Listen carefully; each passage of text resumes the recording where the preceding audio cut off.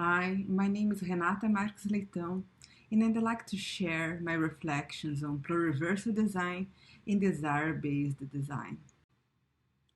As I speak from Toronto, I'd like to acknowledge the ancestral and traditional territories of the Mississauga of the Credit, the Haudenosaunee, the Anishinaabe, and the Huron-Wendat, who are the original owners and custodians of the land on which I work and live. As a co-chair of this conference, I asked you, what does the world of many centers look like? What is needed to create this reality? And there are many different perspectives. I speak as a Brazilian Canadian. I was born in Brazil and I moved to Canada. I'm a design practitioner and researcher who has always worked in the Americas, especially in collaborations with indigenous artisans. So I speak from a perspective of collaboration between designers and local communities. What is needed to create this reality? From my experience, one thing that I can share with you is that we need a desire-based design instead of a social needs-centered design. When I imagine a world of many centers, I imagine a world in which communities outside of the center of colonial modernity design their life projects.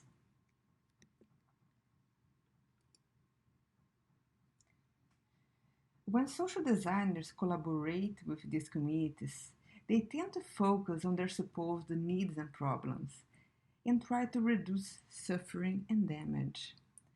We designers usually see ourselves as problem solvers, and in this frame of mind, we start with a need or problem and look for a desirable solution. I argue that a pluriversal design is not focused on solving problems. And, well, there are many other forms and fields of design focused on problem solving.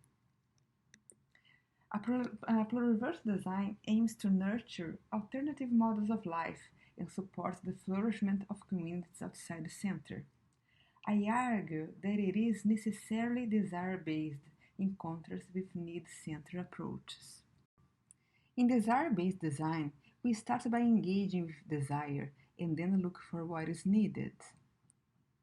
So it's the opposite from starting with a need and looking for a desirable solution. And desire, when I use the word desire, I mean desire as a force, as the impulse towards fulfillment. These ideas about desire emerged from my experience, and I found similar ideas in the work of several authors as Eve Tucker, João Apadurai, Paulo Freire, Marcos Faustini, and the designers Nelson and Stolterman.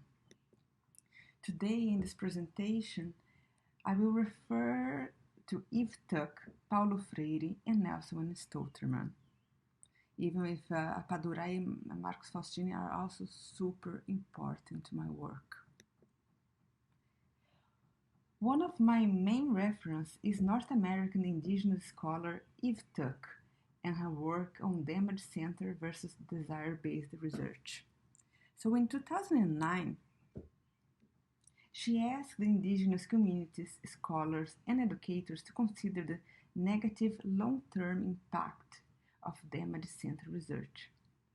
For her, damage-centered approaches unintentionally pathologize indigenous communities, reinforcing a one-dimensional narrative of those people as depleted and broken.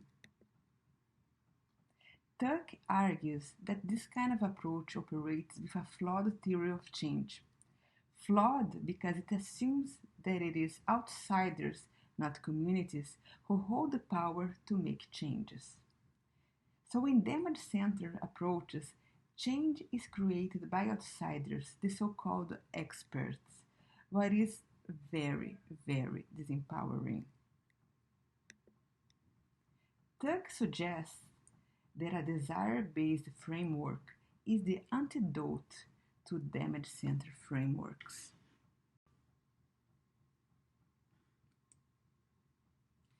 Nelson Stolterman said that in our culture, desires are often treated as low-level needs, things that we wish but could live without. Several notions of desire refer to cravings of pleasure, material goods, recognition, and so on, associating desire with lust and greed. In other words, desire is seen as something superfluous. Another aspect is dissatisfaction, the feeling of lack. Some ideas about desire stress the suffering that the feeling of lack brings. An essential aspect of a consumer society is the promise that our lacks can be fulfilled with a product or a service. Capitalism uses activities such as design and marketing to create dissatisfaction and stimulate overconsumptions. So there is no doubt that the desires can be misdirected and manipulated, and consumer society rides on them. And yet, desires are fundamental to any process of creation and change. There is no way we can create a world of many centers without consciously engaging with the force of desire. I understand desire as a bodily, corporeal force related to motivation and joy. We can recognize in our bodies the feelings, what makes our heart sing, what turns us on. We all recognize these bodily feelings. Nelson Stotterman stated that desire can be understood as the force that provides us with intrinsic guidance and energy. We can harness the powerful corporeal energy that is desire when we conceive projects that excite us. This excitement reveals that we have the energy to strive to materialize it, and that this action will feel as fulfilling. So desire is related to the enjoyment of action. I believe it is the only energy capable of sustaining the long-term engagement necessary to create significant social change. Action motivated by need, even when it's absolutely necessary, feels like a drudgery. I have to do this. I need to do this. So it is necessary, but it isn't fulfilling.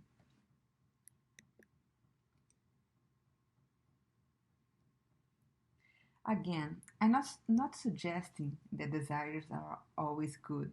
It's not like we are going to follow our desires and everything is going to be fine. On the contrary, desires are complex, and to engage with them, we have to be aware of their nature. For instance, if Tuck said that desires flashes out that which has been hidden, or what happens behind our backs, we might not engage with them, but they are there, influencing our lives. So it's fundamental to bring the desires to the light, examine them, become aware of their nature, instead of allowing a furtive influence. For Nelson and Stotterman, to review our desires, we have to name them, reflect upon them, and examine them. We have to give a visible shape to our desires to understand the direction towards which those desires are gesturing, so we can use them as a form of guidance, as a compass.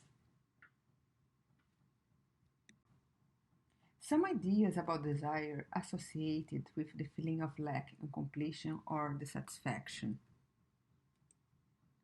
And I have to say that the feeling of lack or incompletion is part and parcel of human experience. Human beings feel inherently incomplete. Paulo Freire describes men and women as beings in the process of becoming, as unfinished, uncompleted beings in and with a likewise unfinished reality.